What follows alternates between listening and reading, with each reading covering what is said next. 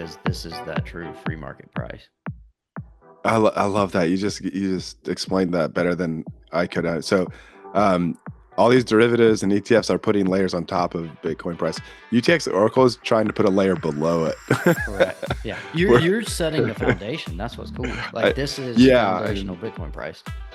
this is a foundational project for sure. I'm not saying it's perfect. I'm constantly improving it, finding ways to filter out more noise, finding ways to make the signal harder to distort.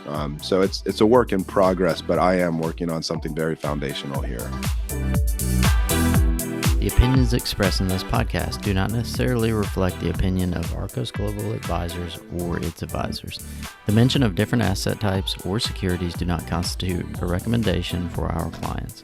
If you have any questions about the content of this podcast, please contact your advisor. Welcome to Navigating Bitcoin's Noise, the podcast where we cut through the clutter and bring you the clearest insights on Bitcoin. I'm your host, Kane McGukin, and today I'm joined by artist, builder, and Bitcoin thinker, Simple Steve. In this episode, I talk with Steve about his project UTXO Oracle and the deeper implications of price discovery in Bitcoin. Steve shares how his visualizations and tools help strip away noise, offering a way to better observe Bitcoin's price as a foundational layer of a truly free market, where price isn't dictated but discovered. If you're curious about how Bitcoin redefines value, data transparency, and economic trust, this episode is for you. All right, thanks everybody for joining today. I have with me Simple Steve, who is the creator of UTX Oracle. I won't butcher what that exactly is. I'll give Steve that chance to kind of tell us, but it's a very interesting part of Bitcoin oracles and pricing information, a visual that kind of tells Bitcoin price. So with that, Simple Steve, you can correct me anywhere I was wrong, but maybe you can tell us a little bit about, a tad about yourself, but how you kind of got into this, and then eventually we'll get to maybe some purposes and use cases for that potentially in the future. Okay, yeah, thanks for having me on. So I'm just a regular OG Bitcoiner. Been in Bitcoin for like class of 2012, and inspired by just Bitcoin ever since, like the day I read about it and whatever. It's occupied my brain like a virus for 12 years. I'm also an expert in data visualization. When I was like in my PhD program, I was working with very high resolution satellite data of the surface temperature of the ocean.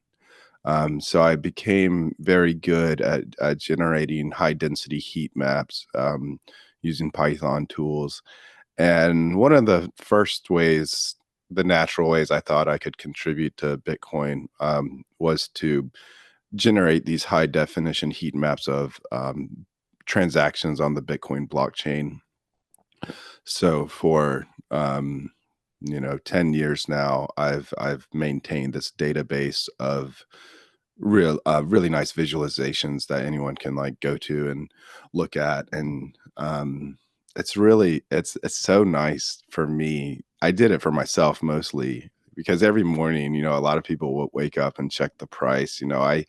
I wake up and I just look at the map of trends of transactions that happened yesterday, and I just see how like healthy the Bitcoin and just stable the Bitcoin blockchain is. I think historically and even today, there's always some Twitter arguments and people fighting and people saying like Bitcoin's about to die. But like if you just look at the chain data, it's remarkably stable, like just the patterns and stuff.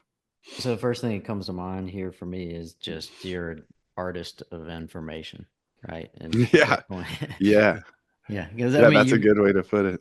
I yeah, do. I think there's I'm definitely like a visual kind of guy. Like whenever I had problems in math classes and stuff, like if I could visualize how the equation worked, like on a graph, like I could understand it a lot better. I got back when people were posting stuff on Reddit data is beautiful and data art. I got some awards on that for some of my visualizations. So That's yeah, awesome. Yeah. yeah, I'm visual kind of guy. similar, very visual, do some art stuff. Hmm. Not high level math, so I never kind of connected the two, but I use a lot of technical analysis and charts, and Hmm. it's been uncanny the way that now you get all these visualizations and all these data tools coming out on Bitcoin, and I'm sort of like, that's perfect because I can see that in the price now. I can better understand kind of the foundational, you know, theories and the math behind it because people are calling Hmm. it out. So that is interesting, and it's a unique way to look at it, and I feel Hmm. like a lot of times it's better because it clouds out the noise. Hmm. Um, and you see it show up in price, in a picture, in a chart, well Hmm. before whatever the bickering or the headline or the battle is out in Yeah. more of a securities land.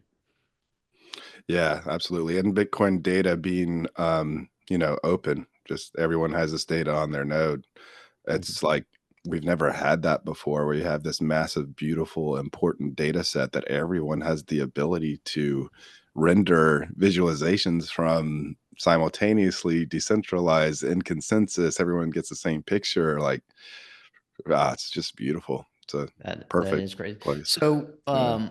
UTXO, unspent transaction, will kind of step back for Okay. just normal people listening here. So, in a transaction, you have, whatever you might have, and then you spend from your wallet. And if you have $5 that you owed somebody, you give them a five, they give you back the three. Those unspent transactions come back to you. That's what you're all tracking through this data. Is that correct? Yeah, well, so many analogies for UTXO. One I just thought of was, if you look at your checking account, you'll see, Hmm. like, deposits. So, UTXO is kind of like a deposit into your checking account, and, really the only money you can spend is money that came in through deposits, right? So if you don't have any Right. deposits, your account says zero. So if you have some deposits in your checking account and Bitcoin, those would just be called unspent transactions. It just means you have someone sent you a transaction and now it's currently an unspent transaction because it's still a deposit in your bank account. Yep. So you spend from that Yeah. subset and then a deposit comes back as change and off you go. Hmm. Now let's step a little bit forward. How does that play into these pictures, these graphics? And at whatever point you want to share, feel free to. Um, Sure. but tie in the kind of Oracle component and the pricing nature of what we're looking at here. Yeah, so I'll share my screen here and we'll start kind of where I started, just stepping back a little bit and just looking at these transaction outputs on Bitcoin. Yep. Okay, so hopefully the viewers can see this. For the like audio listeners out there, what I'm showing here is a heat map on my website, utxo.live, and I'm here showing every single transaction output. So every UTXO created in the past 4 years. It's a high density heat map, and the y-axis is the amount of Bitcoin. So this is the amount of Bitcoin that people sent. The x-axis is time. So here I'm just giving you kind of a 3 or 4 year view here, and the density of the colors is just how many transactions were sent at that Bitcoin amount and on that day. So the grid boxes here are about 1 day long, and then there's about 200 or so resolutions of grid boxes in between every jump of Bitcoin. So from like 1 to 10 Bitcoin, there's 200 like grid boxes that I'm sorting data into there. And the number of outputs created per day there, you can see the color bar goes from blue, which is just one output created there, to 10,000. So that's a log scale color bar. In Bitcoin, you got to get used to looking at log scale. Yeah. So this y-axis is log scale Bitcoin, and the color is log scale number of transactions. So S- you can So, see yeah, go ahead. so down at the bottom where you get squiggly lines that kind of show up, is that just where maybe more of the smaller transactions sort of take over, or how did? Do you mean down here in late 2023, or do Yeah, you yeah, yeah, mean? right through there at the Yeah, bottom. so sure, let's go ahead and address that. So these are ordinals. Okay. And ordinals, I told you before we hit record that UTX Oracle has gotten a lot better over the last few years. And one of the major breakthroughs I had was just censoring Hmm. ordinal data. Gotcha. Okay. So effectively just So junk data on the blockchain in terms of yeah, it obviously you can put JPEGs or whatever you want, but in terms of price, right. it's just noise. Right. And so I also think, one of the reasons I think it's great to look at these heat maps is you hear all these people talking about, oh, spam, whatever. And but in your mind, you're just like, what percentage is it? Like how much of transactions really are that? And on these heat maps, you can kind of see exactly not only how much they are, but what Bitcoin amount they are and to what extent do they affect other signals going on in the Bitcoin blockchain. And so you can see right here that um, the first version of the Oracle that I wrote was very much affected by this, and I had to write a new version. And but when I filter out these things, Hmm. the the other signals that I look for in the blockchain come through like crystal clear. So just imagine the data I'm working with just as this plot with all this stuff removed, basically. Yeah. So, and I still have a little bit of trouble here, so it's sort of my own question. Oh, But if sure. Yeah. I'm looking at this, obviously I've got size, volume, number of transactions sort of painted on here. But if I go Hmm. from bottom to top, you got a light blue area, then kind of the pink, and you got the ordinals information, which is noise. Then you got Sure. basically the yellow wave that moves a little bit, and everything else looks flatter. And then obviously you got blue hair at the top. Um, Right. what? How do I, if I don't know anything about this, how do I kind of make sense of Sure. those So phase the transitions? Yeah, great. So the big, broad brush takeaway here is that there's this giant yellow band in the Hmm. middle, and then there's a pink band above and below, and then some blue hairs at the top. So this is how people send Bitcoin. In the yellow region, people are sending thousands of Bitcoin transactions per day at that amount, and so you can see the yellow region is from like 0.001 Bitcoin to zero point 0.1 Bitcoin. Hmm. That's where, 95% of Bitcoin transactions happen in that range. Okay. Between 0.001 and zero point 0.1 Bitcoin. That's just, I mean, let's see, what is that zero point 0.1? If we just think of 100K, zero point 0.1 would be 10K, and Yep. 0.01 would be 1,000, and 0.001 would be 100. And, there's a little bit of high frequencies, you know, down to $10. But that's usually it, like $20 to $10,000. That's normally what people send, you know. Yeah. And so Um, that makes sense. So not to get off topic, but if mhm. this, nation state adoption obviously is here, Bitcoin strategic reserve, then theoretically, maybe over time you see two different areas. You see kind of the average individual, which is that $20 to $1,000 sending around transactions. And then maybe would you then see potentially a line start to form up in the upper blue area, which would be larger amounts of Bitcoin that might be going for international or bank to bank settlement or sovereign to sovereign settlement? Yeah, absolutely.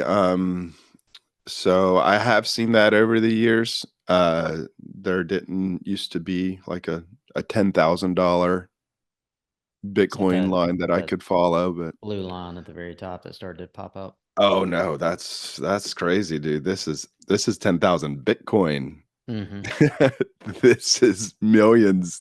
So Yeah. We do that. Is that a billion? Yeah, because Like, you'd add another yeah, four zeros to 100,000 basically. So it'd be yeah, 100 million. Three. yeah. So yeah, so at the very top, you're talking about hundreds of millions. This I happen to know is a DeFi project that keeps its entire stash as on-chain outputs. A lot of these DeFi Sorry, that people. is a billion. That is a billion. Yeah, I Okay, got a zero. make make sure we get that Matt right for the listener. Yeah. So there's somebody out there. This is an entity. This isn't a person. This is like a project. But they show their $1 billion of Bitcoin What on DeFi chain project every is that? day, and I think it's Ren BTC. Ren. There could be another one now, but I know that Ren BTC was doing this for a long time. Um, but so, but basically, Ren BTC sends its entire UTXO to itself every day. Mm. So it's basically like it's spending $1 billion output and creating a new $1 billion output on chain every day. But so if you look at that line, I That can't see crazy. the date, but dead middle to the right, did they just get liquidated? You see that price fall off Right here. under the EA in years? Yeah, right there. Right. So this is them maybe creating a different wallet. Maybe they decided that instead of one big UTXO, they They wanted to split. have multiple small UTXOs. And this Somebody is just me convinced them to do speculating. multi-sig. Yeah. Break up their Yeah. stack. Yeah, maybe. But then somebody else started, Right. sending stuff. I mean, one of the things about the Bitcoin blockchain is that it's the Wild West. And you have to remember like there this is an uncontrolled environment. Like Right. you sometimes you're at the grocery store and like an Elvis impersonator walks in and you're just like, where am I? I mean, somebody was showing me a video last night of a human roulette table where they put this guy on cartwheels and spun him around and he was like the roulette thing. And it's like, you got to remember, like, you can't explain the crazy things people do on chain. Like, That's it's definitely the types of wild. video that you find on IRC channels, Right. not on the Yeah. regular internet. Um, Yeah. Sorry, it's a little off topic. But No, that's it's cool. interesting. So I think that you, probably, and I'm guessing here, but as we've developed fully functional exchanges like Coinbase, Gemini, Kraken, Mhm. Binance, many of the ones overseas, that they probably would play up in that land. Mhm. Normies would play down here in the yellow Right. line. Obviously, there's variations in between depending on wealth and net worth and stack, Mhm. but and just inheritance planning, things like that. As people start to divide up their wallet for security, they maybe hold different stacks in different ways, different places. That would start to show up as Mhm. the evolution of this financial industry breaks out. Is that fair to say? Yeah, absolutely. And your point before about as Bitcoin grows, the idea is that these will become the most important transactions in the world, and eventually we'll stop using this stuff for $10 transactions, and the transaction density will move to higher amounts. That's complicated a little bit by what the price of Bitcoin is, of Mm-hmm. course. So if Mm-hmm. the price stayed the same, then you would see larger amounts of Bitcoin being moved. But also, if the price goes up, then one Bitcoin is $1 million, and so you'll just kind of you might see this blue or the yellow band or whatever kind of stay the same, but that yellow band is worth a lot more dollars now. So that Right. might happen as well. Well, that's Um, also as new capital moves in for any asset to become an important asset, it has to have more mhm, volume, meaning not volume in velocity terms, but volume in storage terms. Um, and for Bitcoin, as it appears to be being baked into the traditional financial system, becoming an important asset, that's how you go from 2 trillion to 10 trillion to 20 trillion. And kind of the Michael Saylor, if it eats part of the 900 trillion in financial assets, it can maintain a higher and higher price for the total volume, but then you're Hmm. able to slice different pieces off for your daily transactions. I'm not a fan of Hmm. Bitcoin needs to be a currency in the way that we look at dollars because every currency goes to zero. Um, but I am a fan of Bitcoin as a financial system that has an asset tied to it that can be used. Hmm. I think Interesting. Oh, it gives us something that land does not. So it gives us the same oh yeah. storage capacity of volume and the same storage capacity of wealth, but it Hmm. lets us instantaneously transact where land Right. and gold, it's not instantaneous by nature of them not being able to be cut down easily. Yeah. I'm glad to hear you say that. I have a not so popular opinion in Bitcoin as well, about um medium of exchange. Yeah, Like that it's thing you said worthless. about currency, it's like like Bitcoin, I almost disagree with some of the Austrian economists that like a form of money, the same form of money has to serve all those purposes, like store of value, medium of exchange, unit of account. Because I think what's going to happen is people are going to save in Bitcoin and they're going to pay off their credit card bill once a month in Bitcoin. And so it's still, it's a settlement. And, a once a month transaction is still kind of a medium of exchange. But I kinda think it's gonna be credit cards for buying coffee and paying off your credit card bill with Bitcoin for a while. 100%. And Yeah.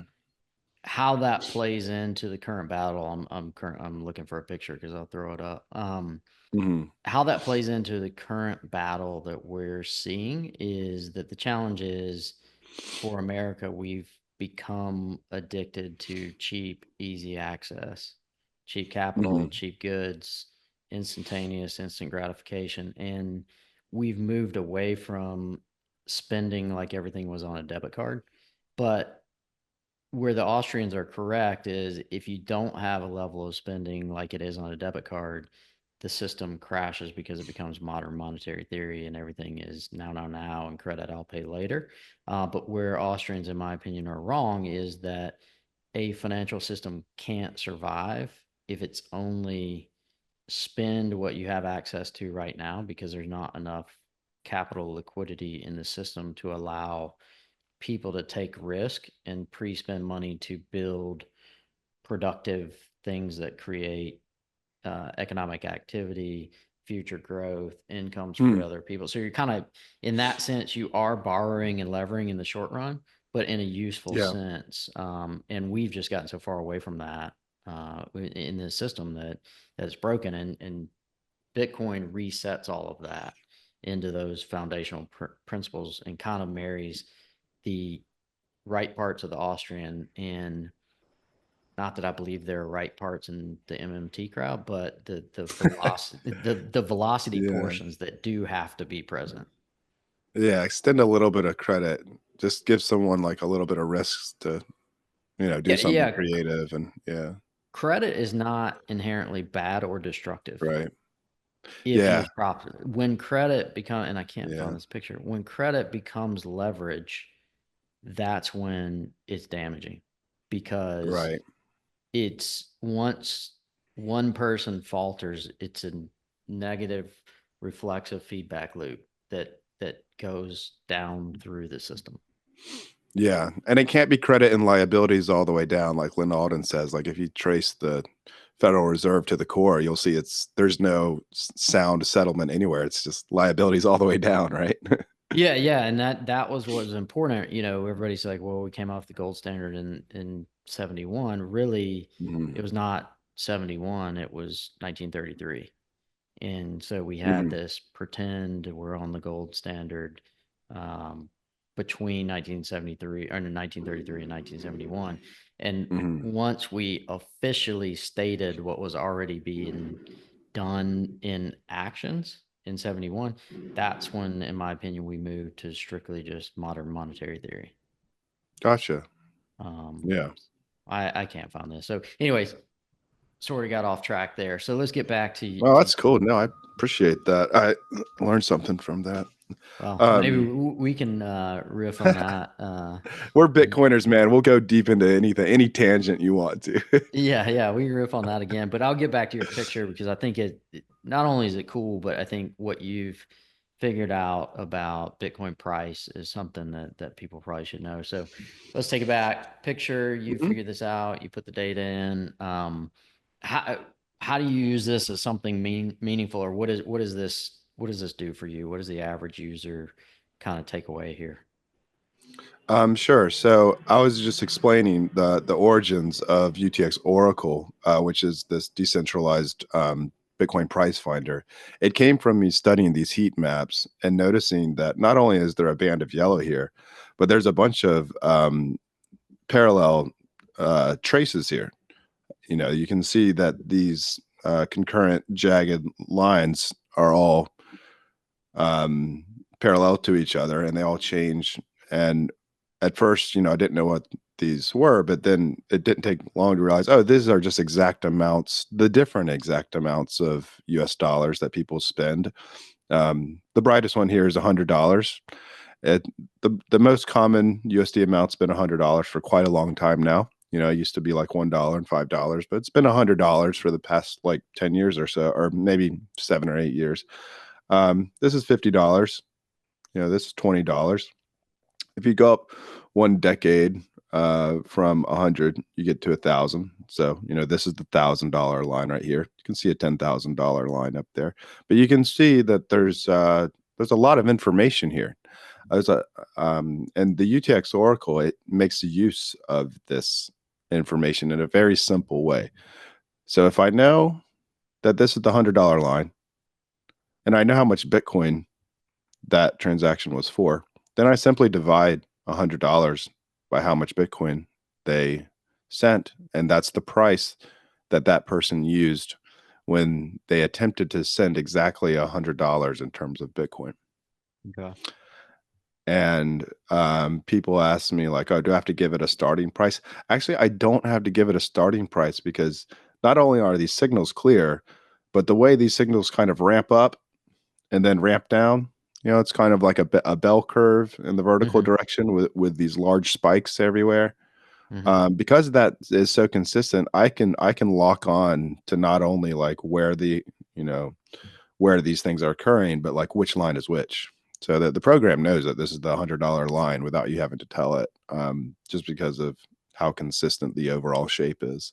So And then yeah. if every different major level has its own line, Mhm. are you potentially, if you're trading at the $1,000 or $1 million level, trading a different price of Bitcoin than at Mhm. the $100 level, or do you average all these together and that becomes the common Yeah. price that everybody settles at?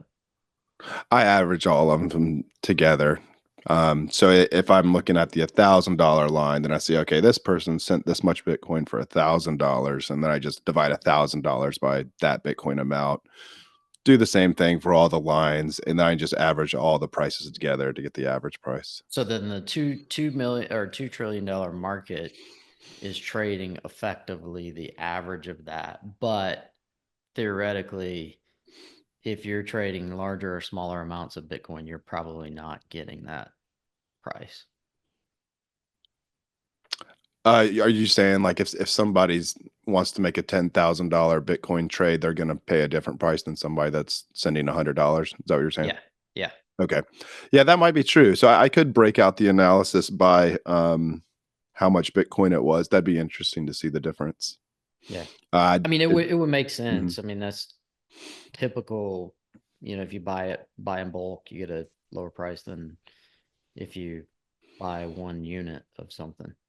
I must not be buying in enough bulk, man. I get the same price whether I'm buying my $100 or my $500 on a good month.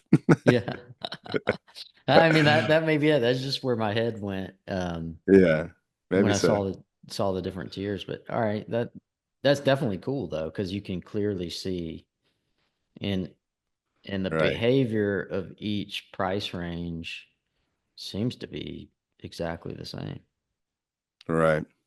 And so what UTX Oracle does is it just looks at one day here, and the next thing I'm going to show you is what I just said. I use my algorithm to find the price that average price, no matter what round amount of Bitcoin round amount of dollars you send. I just kind of average all that price information together, and what you'll see, and you can run this program locally from your own node.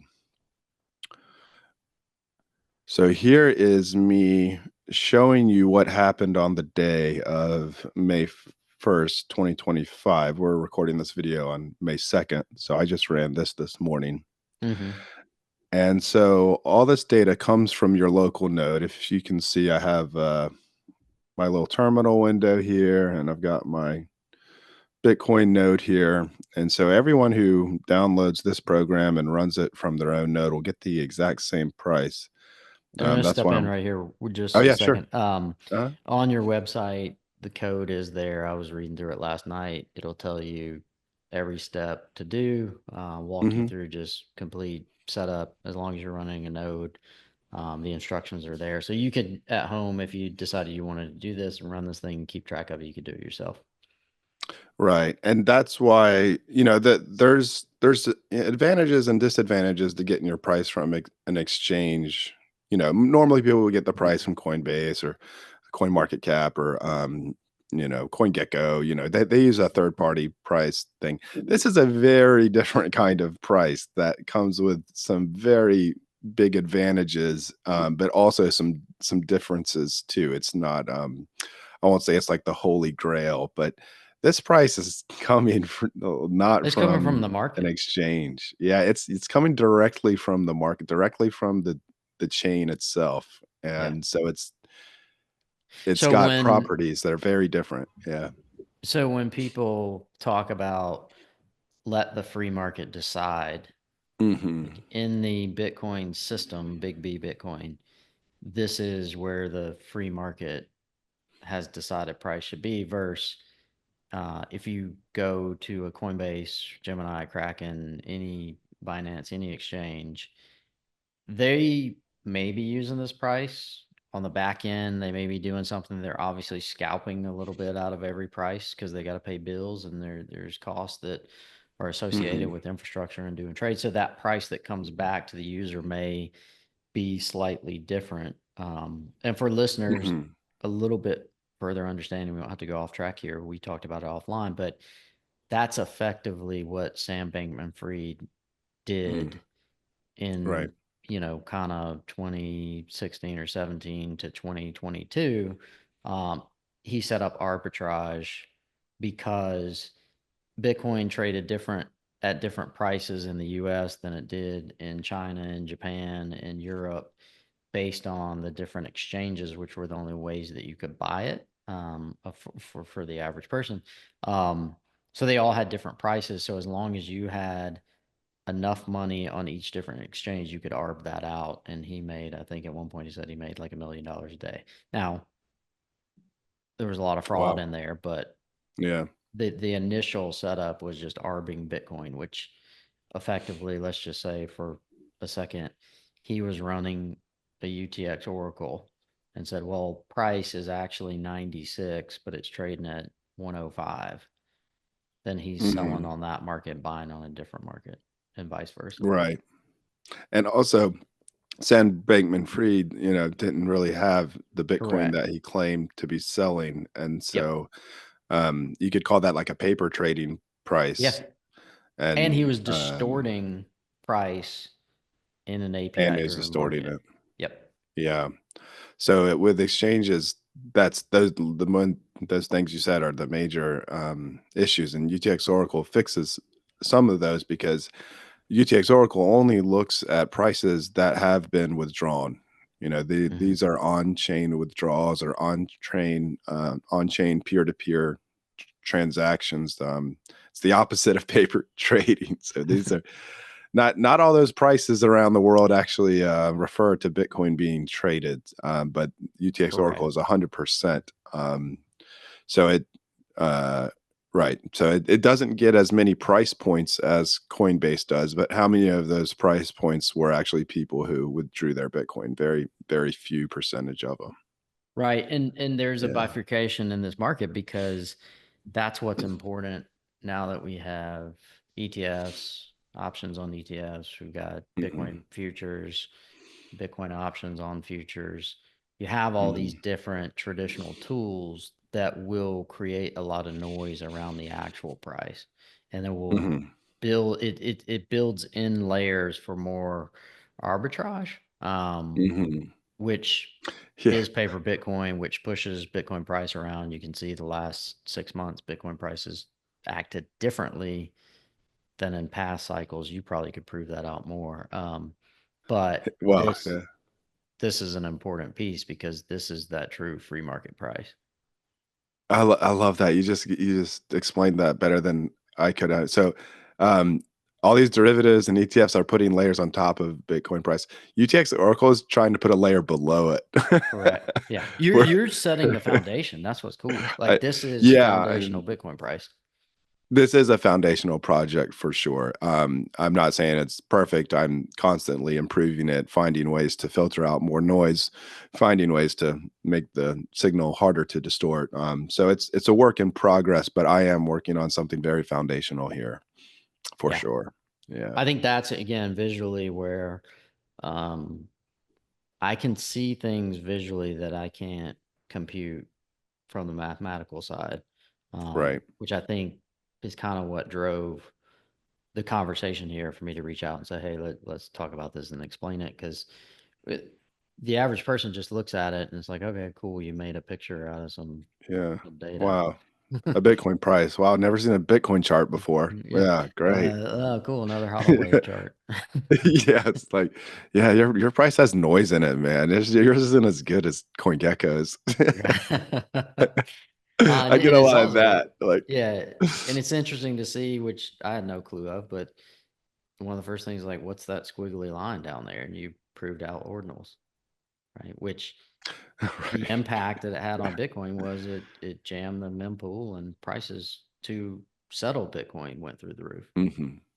Yeah. So I that's mean, interesting. Bitcoin, yeah, yeah, that ordinals, you know, this Bitcoin experiment's interesting. You think Bitcoin's a financial network, and then somebody comes along and says, "Let's make Bitcoin a JPEG network," and you're like, Yeah, we already "Oh have one of no, those. It's called we already Ethereum, got one of those." Yeah, Solana. but at the same Yeah. time, you can't stop people from doing whatever they want to do as long as they pay the transaction fee. So it's yeah, it's You know, tough. that's Yeah. a critical point. Um, Mhm. and that I never really thought about this, but till you said it, that largely is possibly what's wrong with the existing financial system because we've created siloed systems that don't talk to each other. So everybody's getting different data. A lot of data is wrong. Mhm. But more importantly, we've put so many regulations in place that people can't just go and do what they want to do. And so you're Yeah. actually, Mhm. it's kind of Black Swan. Kind of drawing a blank on his name. Anyways, wrote Black Swan, and Taleb, yeah, Nassim Taleb. Taleb. So very insightful that people ignore the buildup of the bubble and the big event. But after the event happens, everybody runs around and protects against the next world trade attack, the next Mhm. whatever, the next housing crisis. But those things don't ever happen again because you're overprotected, making sure they don't. And then you're not paying attention to this other thing that happens that becomes the bubble that's obvious in plain sight. It's obvious the whole time, but everybody's not paying attention to it. So Mhm. tying that together, the financial system through over regulation has actually created its own demise. Whereas a system like this, um, where you can see true price does settle, true price does transact, and also allows for people to do, crazy JPEG things that don't make sense, could have Yeah. some future possibility. Maybe they're just early, but it doesn't say, "Hey, you can't do that here." Right. Now, the Very few market rules. says we would prefer that you didn't do that here because you just made everybody else's life to send Bitcoin more expensive for no reason. But Mhm. um, anyways, just side thought. And, if from the economic, like, price signal theory or the Austrian theory, if the communication of price is the most important global communication, then those JPEGs should eventually just, you They'll know, die off. they'll die out. And Yeah, if the Bitcoin signal is not the most important thing to send around the world, then they'll stay, they and then we'll know. So yeah, if yeah, Bitcoin wins, the JPEG and thing isn't a problem. yeah. So Monkey JPEG 1.0, what happened to it? It died. Yeah, it died. Now Right. there's iterations. It'll come back and whatever. Um, Mhm. but anyways, I thought that was cool. Yeah. So sorry to get you Um, sidetracked, but you can keep going here. no, that's great. I mean, but no, that what you said about, dealing with the noise and the signal at the same time is important because UTX Oracle is a little bit like Bitcoin, where it's very statistical and very noisy at the immediate second. And then a block comes along, and then all of a sudden we have stability. Oh, sorry, my That's fine. yeah, let me just do the reshare thing. So we have like stability, and once we have a little bit of confirmations, but in the short term, and if everybody's mempool who runs a Bitcoin node, everyone's mempool is a little bit different. Hmm. You should see the And just for chart again clarity, there. for those that Yeah, don't even know what a mempool is, it's just the bucket that all the transactions go into that right, effectively those transactions get selected by miners, put into a block, and thus the blockchain. Each block gets right. added, so on and so forth. So So when blockchain very tip is a little bit messy, but once you get into 6 blocks, it's the most rock solid data in the world. And UTX Oracle is a little bit like that too. So if you tried to find a price just based on the last 2 seconds of Bitcoin data, you're not going to get the same price as somebody else running a node. But if you do the average of 24 hours, you're going to get the exact same price as anybody else who runs UTX Oracle. So So that's what's yeah. interesting there. You see all these like, well, the government study that said whatever, and Mhm. they're like, well, we ran a sample set of 1,000 people, and that's statistically significant. Yeah, I think right. that's a Yeah, BS. Like, I know you can prove it yeah, with a Z-score, but it's BS because there's 330 million people. Like, yeah, you need to poll a lot more than 1,000 people. So that's like what you just yeah. said. If I you know, Mhm. poll the Bitcoin blockchain as to what is price for the last 2 seconds or the last hour, it's going to be different than if I take 24 or 48 hours, which can be easily done. Right.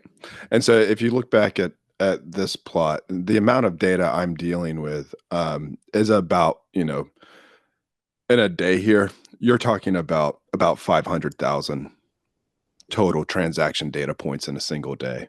Yeah. Um, How many, so this is a big data thing for sure. I hadn't looked, how many daily transactions do we run?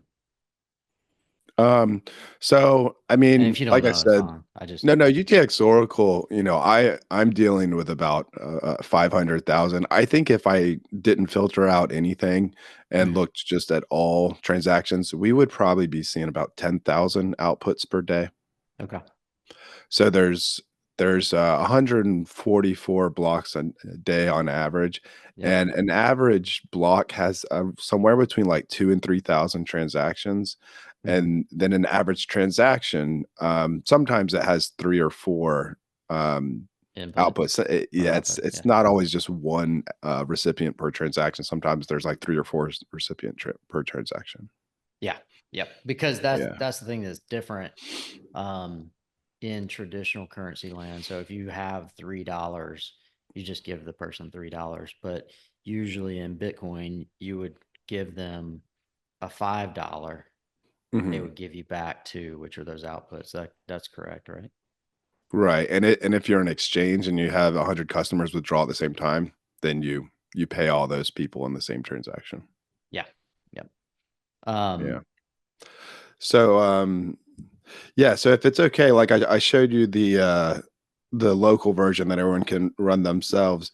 If you don't mind, like I'm yeah. also streaming my mempool live. So I told you you couldn't show your mempool, but I actually do. So if you go, it's on this website, which is UTXO.live.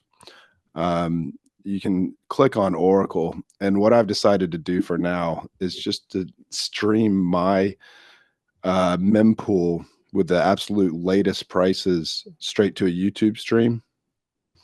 So for listeners out there that have one of the new fancy art panel TVs, you should probably just put this on there. Yeah, Let it right. run. Yeah. So this is me sending you the most up-to-date information from my mempool straight to YouTube, straight to your TV if you want to just look at it. So the plot on the left, the blue plots, blue dots are what you saw with the local thing where I basically do the confirmed transactions. These are the blue dots are transactions that are in the blockchain. This is the past 3 hours of them. You can see that that line emerges just like it does. And then on the right side, the orange is the mempool. So these are the live latest transactions up to the, I don't know about up to second, maybe up to the 5 seconds, within a minute for sure. And new transactions, you can see that we get like about one transaction with some price information per second. That's about the average rate of me getting new price points. And in the mempool, you can see that that line tends to continue. So Now before, that line, the yeah, blue side, is hmm, that when all the transactions get put into a block, or is it just yes, confirmed trans? yes, Okay. Okay. yeah, So and then the- so every 10 minutes the blue side updates because that's roughly yes, when a block. Obviously the time changes based on difficulty, but generally speaking, every 10 minutes. right. Yeah, every 10 minutes, the orange section will clear out and be put into a block, and then new So dots this will is flow. very crude here, but I'm gonna say it anyways. Hmm. This is like a science experiment, and Yeah. instead of watching a fetus being made, this is like how a Bitcoin block gets made. you That's see, right. you see the swimmers and the ones that make it go into the line, and the others just wait their turn. Yeah, that's right.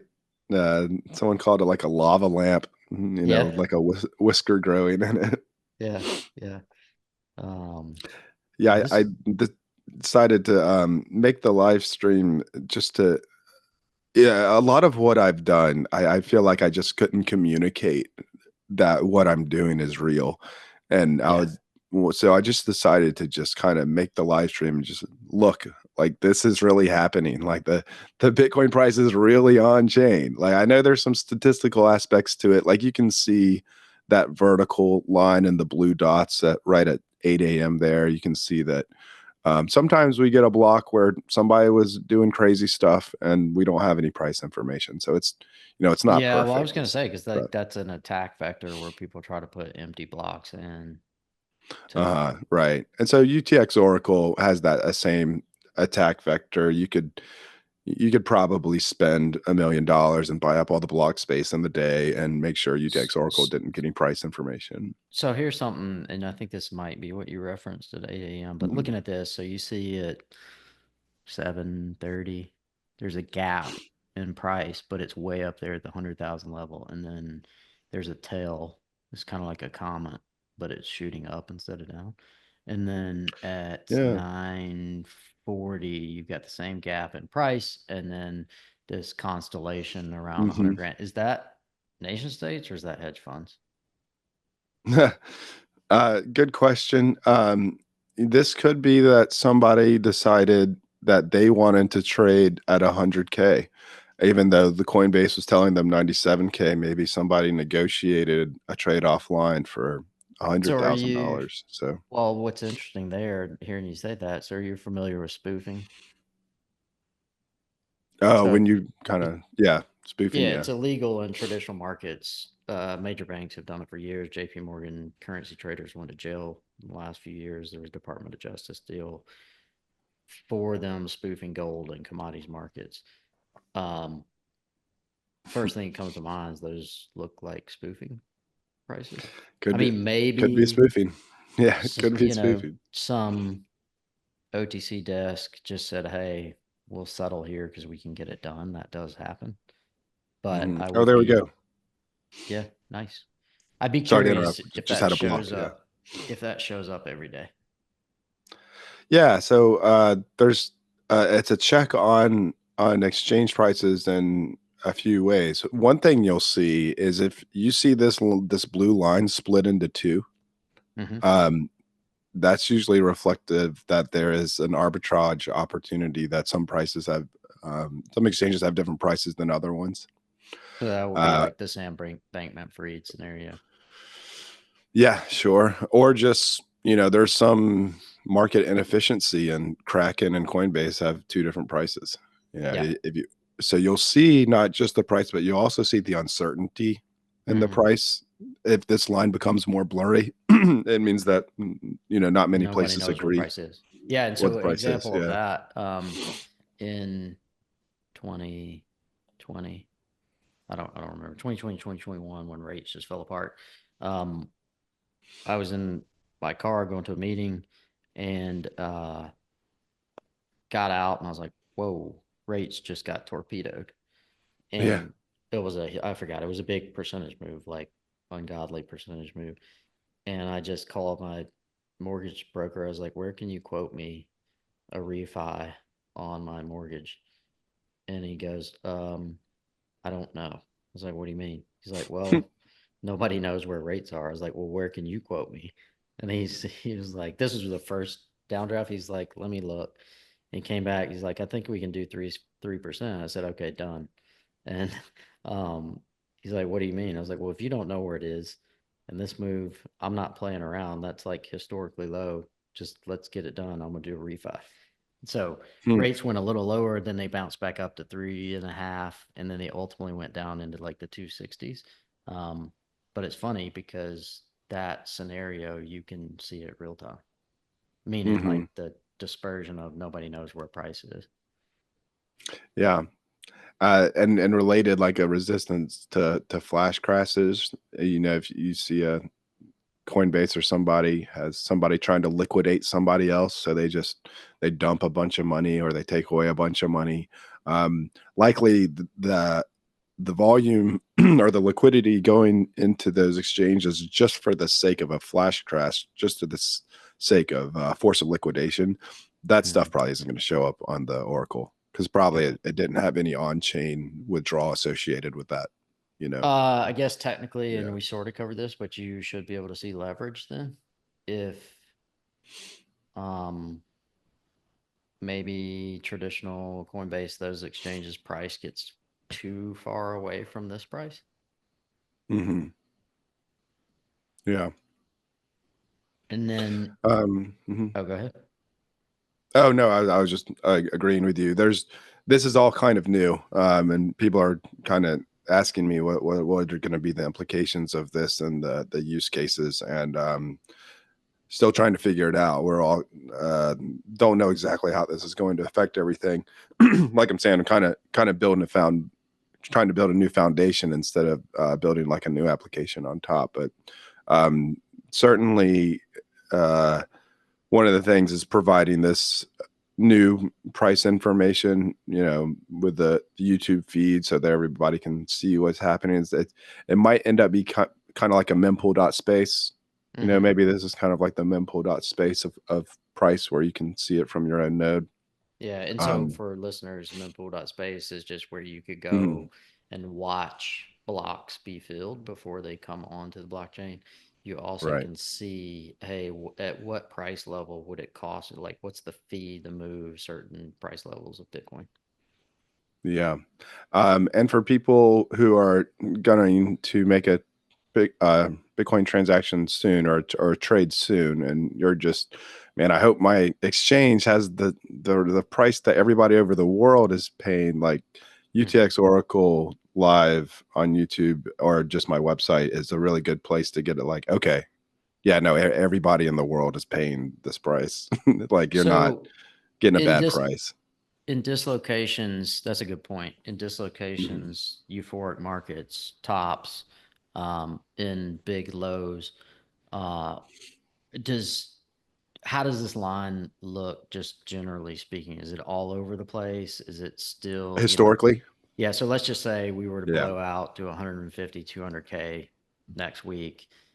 So obviously Coinbase and the market's out here, but is this price Uh, generally way behind or is it right there with, I uh, mean, I know it's got to be in the region, but is it drastically different? um, in that situation, if we had a huge spike, likely the prices would be so all over the place that the TX Oracle line would be very blurry. It would just show you a lot of uncertainty and like it doesn't know what the price is. But as soon as it's stabilized, UTX Oracle would be right there. I mean, there is Mhm. no lag between. I mean, there's maybe like a couple seconds Yeah. lag, but there's no real lag. And if you want, I can show you. So on this same website, UTXO.live, there's history. Hmm.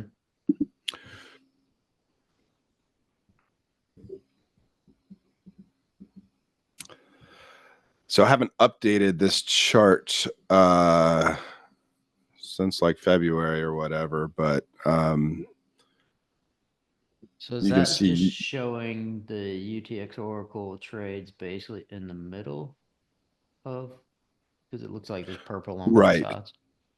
Right. So I just if the thing is if I plotted these two right on top of each other, you wouldn't be able to You see wouldn't that see there's them. a difference. So Okay. I plotted the Coinbase line in a thicker line than Yeah. I plotted the UTX Oracle line, but it's the UTX Oracle is I mean it's basically averaging all of the exchange data in there. So when people ask me how does this compare to exchanges, it's kind of like I'm not sure if you want to say that the exchange is the truth and UTX Oracle is not the truth because UTX Oracle averages all the exchanges in a way that's very natural. You know, some people do like a they'll write their API and they'll get prices from 10 different exchanges and then they'll average them together and give you a price or whatever. Mhm. But why did you weight all of those exchanges equally? And then they'll be like, oh, well, no, I'll do a volume weighted average to decide which exchange is important. Well, UTX Oracle does that averaging in a much more natural way. It averages the exchange prices to the extent that they were used to actually settle a trade, Right. to actually if your price was used to make a settled Bitcoin transaction, then your price gets in the average. So it's So not going to be any different than the exchanges. not financial advice, not price target, not anything. Yeah. When I see this picture, that's a clear technical pattern, a cup and handle. Um, No, well, this is 2021. This is no, 4 I years know. of So data here. Yeah. yeah, but from Yeah. 21 to 24, 24 is the cup, the handle's 24 to 25, and the breakout is 24. The measured moves 120. I'm not much of a technical analysis guy. That's my background. So it's like Okay. it's just It has interesting gone when you down since then. I mean, if I updated this chart, you'd see that dip back down to 80, and then I guess we're back up near 100, yeah, aren't we? because it creates Yeah. another flag, so it looks kind of like that early 24 to mid 24. But when Okay. I just you're talking about seeing pictures and seeing art through numbers. So when Oh, you yeah. yeah, like graphically, I was like, man, this is hard to ignore. Um, Yeah. anyways, that's pretty Yeah, interesting. very much is. So yeah, I've got source code here, run it local. I'm about to release next week. I'm going to release a version so that you can generate this plot. Hmm. So right now, I'm just in the open source version. If you were to download it today, you just get the price. But Right. next week, you'll be able to get this plot that actually has this tooltip over it where you can hover over the price. So if you really need to know exactly throughout the day what the price was, you can just hover over your mouse and it'll show you like I've been working on my front end HTML code and I Oh got boy, back to got a 1998. tooltip now. No more 1998 PNG images. Uh, Windows 95. Uh, Yeah. the red Uh, handwritten notes on it. right. Um, awesome. Any other? Well, Yeah. this has been awesome. I appreciate you coming on. I mean, I think we could probably talk for more for hours or more on all this stuff, but most listeners For probably sure. signed off 25 minutes ago. Yeah, right. Didn't see the UTXO Oracle live. That's the best Yeah, part. that was cool. Yeah. Shout out to all those listeners with the new fancy TVs. Get that thing running. Yeah. Get that on Give there. you give your guests something to ask you about when they come in. Um, Right. so so other than the website utxoracle.com, I think you can share it, but where can listeners find you? Where can they follow you? Where can they get more information? Yeah, so the easiest way to find my website in the Oracle is utxo.pro. That's utxo.pro. That will give you the link to both the live stream and the open source stuff and the heat maps and everything like that. And I'm Steve Simple on Twitter. So Keep it simple. keep it simple. Simple Steve. Yeah. Yeah, feel free to find me, message me there. Awesome. Well, hey, I enjoyed you coming on today. Maybe another time we'll, even though I took a number of detours, we'll get on and talk about some of the other info a little bit Great. deeper. But this tool is pretty cool. I mean, the conversation went a lot different than I was expecting once we kind of dove into it. Always does. with, Yeah, with the real Bitcoiners, always you never know where it's going. It's yeah. great. Once I learned a little bit more about how this worked. Yeah. Anyways, it's cool. Awesome stuff. All right. Well, thanks All for right. having me on. TikTok next block. Keep sending those round US dollar 100 payments to help out the Oracle find the price. So true. All right. Thanks. Yeah. Thanks.